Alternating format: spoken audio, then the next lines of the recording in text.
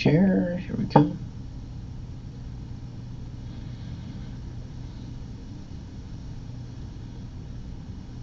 Okay. Awesome.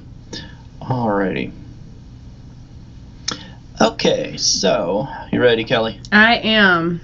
Awesome. All right. So if you're just joining, Kelly and I are. This is Kelly of Kelli Paints. That's her YouTube channel. So if you haven't checked her out, be sure and do that. And I'm John with Sharpened Artist. If you are just joining us, we're going to be talking today about skills for freehand portrait drawing. This is something that I often get students asking about and talking about is, how can I draw a portrait freehand? I know how to use a ruler and that kind of thing, but how do I do this freehand? And the answer to that is probably a little bit closer. You're probably a little bit further down that road in achieving that than what you may think. So what we're going to do today is talk about some things to help increase your skills in moving towards freehanding an actual portrait drawing. And you can do this, I believe, if you're if you're already able to sketch, number one. Number two, if you're able to look at a reference photo and maybe you've already got your line drawing completed, but you're able to do the shading on it, then you're a lot further along than you may think, because I think that's a second thing that is an indication to you that you can perhaps then freehand. There's just certain little things that if you're shown and if you know what they are, then you'll know how to start doing that. The other thing is being able to look at your reference photo and look at your actual drawing.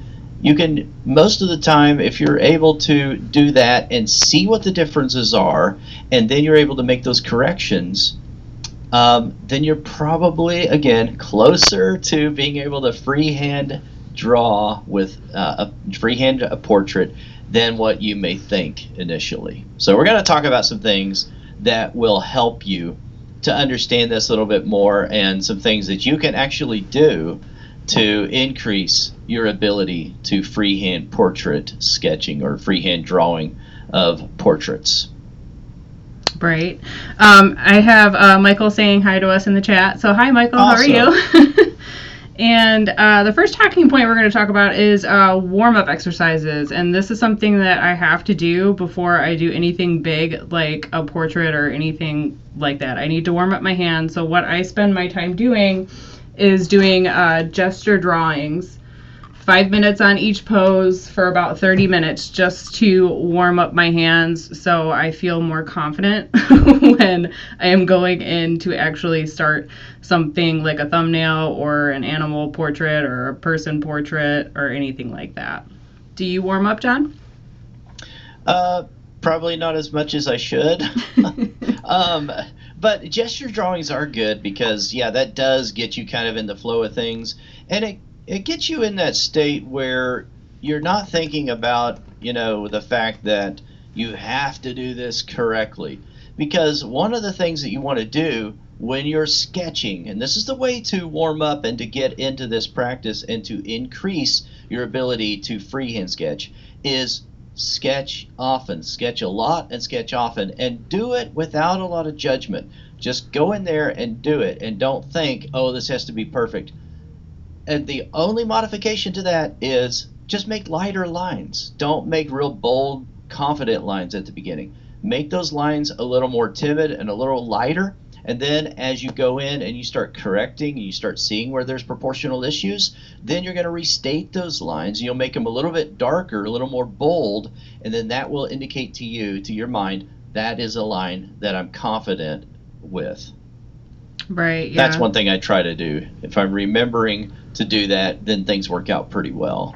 But yeah, sometimes I just go in there talking about warming up, and I'll just do like hatch lines, or linear strokes, and just try to see what my hand-eye coordination is right now, and if I'm having trouble with that, then I'll just maybe keep going. Maybe I'll start doing like some circles or doing something on one side and then the same thing on the other, making sure that I can create some symmetry in whatever marks I want to create And that kind of helps me to warm up a little bit. Do you do anything like that, or is it more controlled the whole time?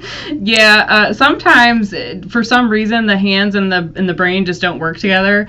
So if my hand-eye coordination is completely off, I'm like, you know what? I'm gonna step away from this for a minute and either take a class or get some coffee or do something to actually calm. Because when my hand and eye coordination is just off like that, I'm a little too anxious and I need to do something to relax before I start again.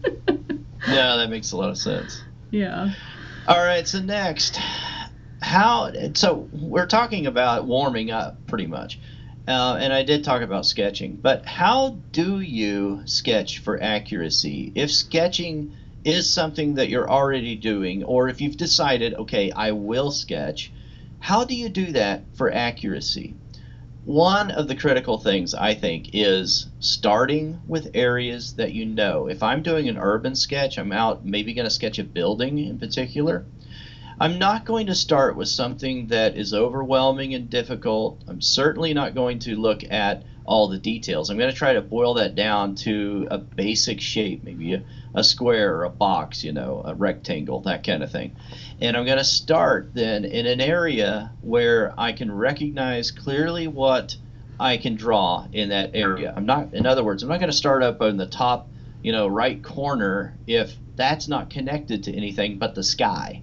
I'm going to start down here in an area that I know, and maybe it's next to a stop sign or a traffic light or something like that. And so I have some type of proportional thing to deal with. I can judge distances based on something else. I have a spatial awareness in my drawing because of certain other elements, some kind of roadmap then that I can use as a baseline to decide whether something is going to look accurate, whether it's too big or too small or any of those things. Another thing about that then is that as I'm sketching and I'm looking at things and I'm trying to measure with my eyes, I'm really using my observation skills.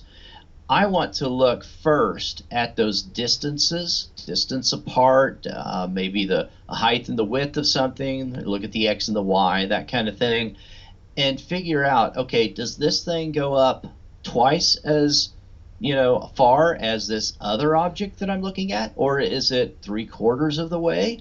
That kind of thing, and look at it like that. And then it's not cheating to take your pencil, hold it out in front of you, and measure those distances and see, what the actual proportional differences are in two objects. That's an easy way to get started. And over time, you will increase your ability then to be able to see those distances without even measuring. But, it's a process. It's just something that if you dedicate yourself to, you will get better at it. Right. Michael is saying... Gravitate towards things you don't know. Start with simple. Gravitate towards the complex. That's absolutely right. Mm-hmm. Good points there, Michael. And it's funny that you brought that up, like the building thing, and some of the things that I like to do, especially depending on what you're drawing. If you're drawing a portrait, it's different, but if you are drawing like a building scene, like you were saying, something I like to do is find my horizon line first and work out which perspective. I feel like you need to get the perspective of your piece right before you go in with the details. And it's really easy to get lost in the details before you actually figure out the perspective of your piece and which way the light is coming in, and it's all very complicated and complex. And simple shapes, finding the horizon line and getting the perspective right comes definitely before the details, in my opinion. Yeah, absolutely. You're just going to overwhelm yourself if you're focusing on details and the shape and the value and all those things. You've got to isolate something, and the best thing to isolate is the large overall shapes. Look at proportion and shapes. I think that's the way to go. Certainly for me, that's the way I have to do it. Otherwise, I just overwhelm myself. Mm-hmm. And when you start moving in and out of all these different drawing aspects, then you're going to confuse and overwhelm yourself, and you'll not pay attention to something maybe with proportion or the overall size of something in relation to something else because you're focusing on details. Right. Later on, as you develop and you increase in that skill, you can float in and out of a lot of those different areas of those elements of drawing, and you can start filling in details before you've figured out the proportion and perspective a whole lot. But it's a very difficult thing to do, and that comes with time. Mm-hmm.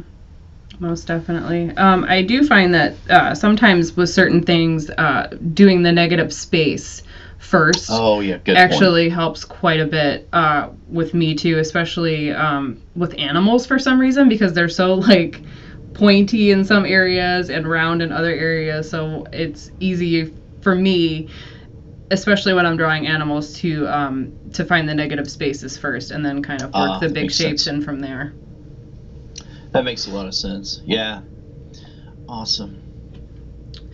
Another point that we wanted to bring up is that you should take breaks, especially when you're drawing from life and freehanding, because it's so easy to get frustrated with how your piece is coming out. And it always, it just definitely takes a lot longer to master the freehand part of doing anything, and that comes with hand-eye coordination as well. And just like I said, sometimes it ain't working on the same page sometimes. No, that's a good point. Yeah, absolutely. Taking breaks, that I have to do that all the time anyway, especially if I'm working on something that maybe isn't even as mentally taxing, but is boring. There's certain parts of a drawing sometimes, right, they're just boring, and it's like, wow, I cannot sit here one more moment, and I just have to get up, because I'll start trying to rush it otherwise, and I won't pay attention to the overall that I'm trying to accomplish, and I'll rush a certain area, and then what ends up happening when you do that, you make a mistake, obviously, and then you have to start over and go back in an area and fix it after you've spent all that time, and then you can destroy it if you do something like that. So I got another comment here from Michael, and it says 1, 2, or 3 point perspective is great if you are just making something out of your head on anything, really. And I do have to agree. That's true. The 3 point perspective, I took a class on that from SBS Learn, and I had to rewatch the first part like 10 times because I just couldn't understand it. I was like, what? 3 point perspective is very confusing. It's not simple. I mean, it really is a complex idea, but if you don't at least think about the horizon line, if you don't at least think about certain perspectives whenever you're drawing, and at least one vanishing point, think about at least that, then you're going to have issues most of the time with your drawing. Right. Objects to draw to prepare for portrait drawing, John? Yeah. So, okay. This is something that I love to talk about, because often if somebody has never drawn a portrait before, or maybe they've drawn a portrait a time or two, but they're frustrated because they could not obtain a likeness.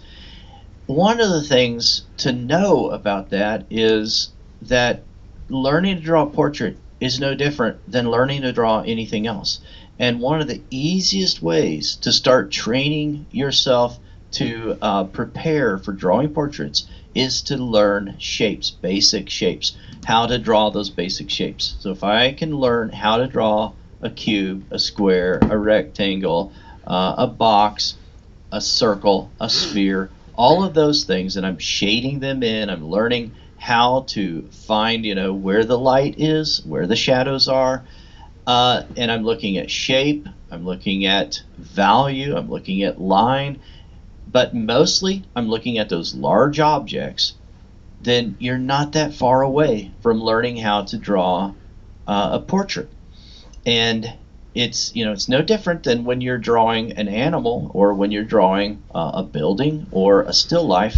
You're using those same drawing skills. And so I think that's very liberating on one hand, because a lot of times, and I've seen this on the part of a lot of portrait artists, sometimes they'll make it sound like it's this just very mysterious thing. I don't know. I just sit here and draw, and somehow this happens. And the truth of the matter is, it doesn't have to be this mystical thing. I mean, you can learn this.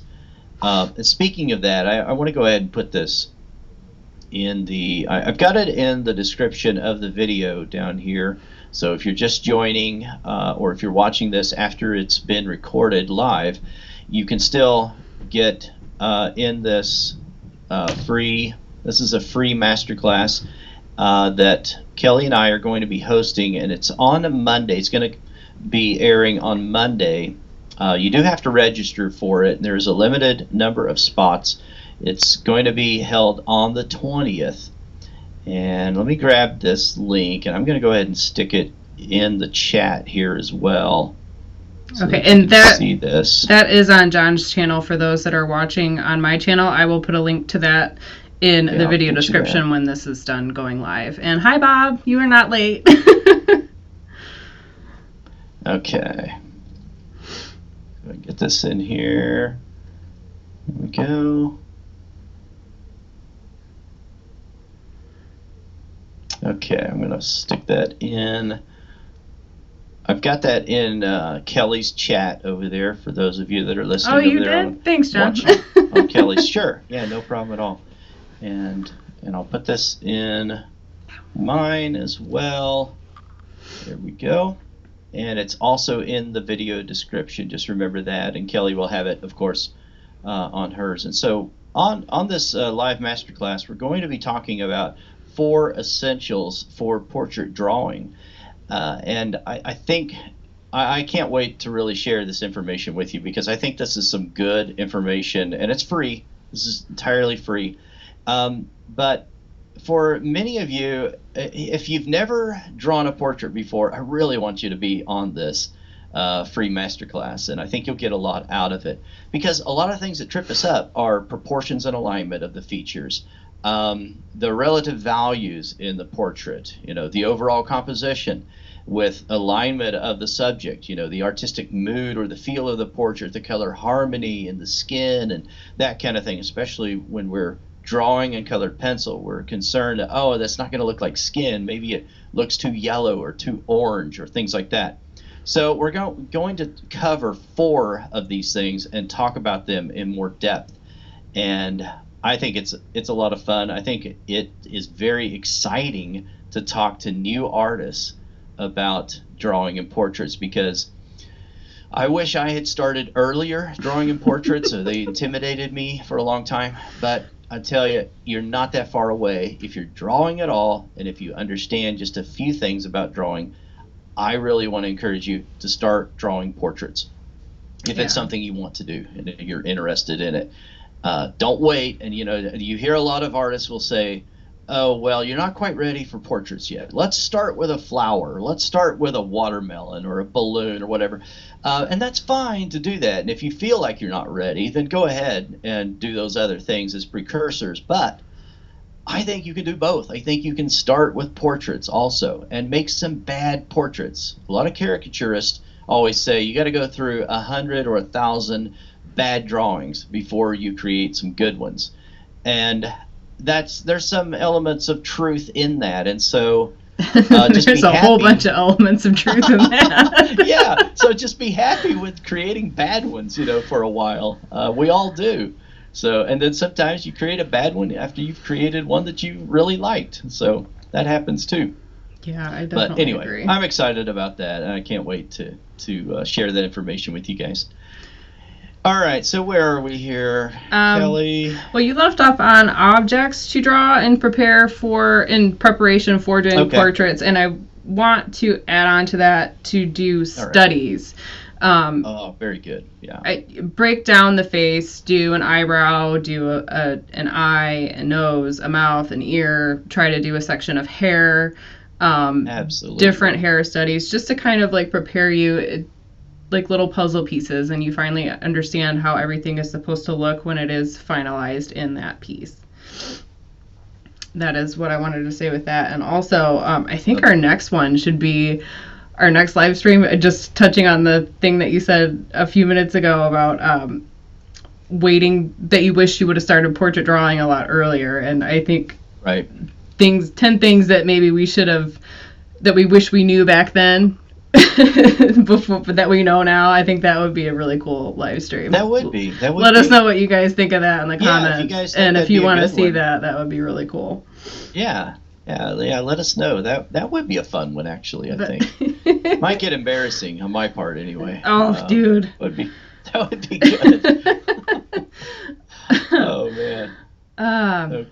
Okay. Yeah. So the next point is, now a lot of people, when they're transferring their sketch, they use a grid as well. And for some reason, grids mess me up. I don't like grids, and I think that they take too much work. I like to print out a reference photo the same size as the paper that I'm going to be working on, and then I measure out key points, like, like the corner of the eye, like the shape of the head or whatever, and you measure them out, and then you measure them out on your paper that you're working on, and then you draw and basically connect the dots to get your basic shapes.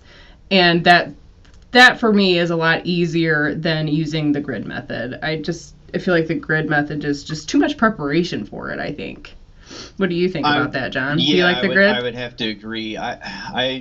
Yeah. No offense to anyone who loves the grid method. Definitely no offense. If you like it, that's your thing. Yeah, it never worked for me. I've tried it a number of times. Never worked for me. It just doesn't work for the way that I draw at all either. I think for people that, and I'm not sure, I don't think you draw this way either, Kelly, but no, I know you don't. But it might work best for someone who draws in these little patches. I've seen people draw in little patches, and they draw and build something up to completion, then they move on to the next and build it up to completion. It might work well for those types of artists. It doesn't for me, because I don't think like that. When I'm processing through a drawing, I think of the entire drawing the entire time, and I think of building up values the entire time and keeping a balance the entire time. And so that, I think, is in part why the grid system doesn't work very well for the technique of that I use in drawing. But another reason why I think it kind of limits you, if your goal is to get better at freehanding, then I think a grid system is not a good approach for you if you want to get better at freehanding, because it's forcing you to think in little tiny patches. And I think when an artist is drawing in little patches like that, they're thinking more about details than they are the overall object and shape of what it is they're drawing, of the object. And just my opinion, if you disagree with that, that's fine. But I think I'm right about this, that if you're drawing overall objects and shapes, and you're looking at negative space, for instance, with the face, and if we're narrowing in on the eyes, maybe just the mask of the face, eyes, nose, and mouth, and I'm looking at those things, I've got to look at the distance between the outer corner and the side of the face over here where the zygomatic is.